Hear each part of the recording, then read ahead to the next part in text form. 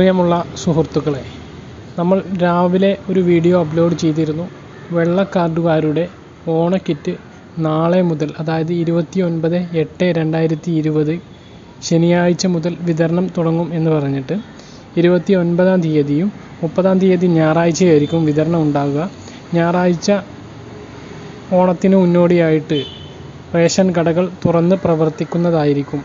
അപ്പോൾ നാളെ വിതരണം വെള്ള കാർഡിൽ നമ്പർ പ്രകാരമാണ് 0, 1, 2, 3, 4 എന്നീ നമ്പറുകളിൽ അവസാനിക്കുന്ന വെള്ള നിറത്തിലുള്ള റേഷൻ കാർഡുകളുള്ളവർക്ക്, നോൺ പ്രയോറിറ്റി വിഭാഗത്തിൽപ്പെട്ട വെള്ള നിറത്തിൽ ഉള്ള റേഷൻ കാർഡ് ഉള്ളവർക്കാണ് നാളെ കിറ്റ് വിതരണം ഉണ്ടാവുക.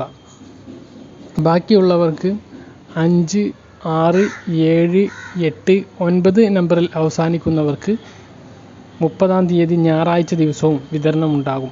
അപ്പോൾ ഈ വിവരം അറിഞ്ഞാൽ ഉടനെ ഞാൻ നിങ്ങളെ അറിയിക്കും എന്ന് ഞാൻ നേരത്തെ അപ്ലോഡ് ചെയ്ത വീഡിയോയിൽ വ്യക്തമാക്കിയിരുന്നു.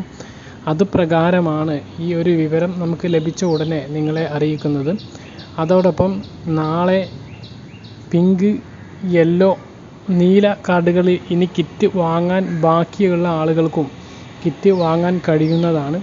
ഏകദേശം റേഷൻ കടകളിലെല്ലാം, മലബാർ ഏരിയയിലെല്ലാം കിറ്റുകൾ റേഷൻ കടകളിൽ എത്തിയിട്ടുണ്ട്. പക്ഷേ തെക്കൻ ജില്ലകളിലെല്ലാം ചില ഡിപ്പോകളിൽ നിന്ന് സ്റ്റോക്കുകൾ റേഷൻ കടകളിൽ ഇതുവരെ എത്താത്ത ഒരു സ്ഥിതി വിശേഷമുണ്ട്.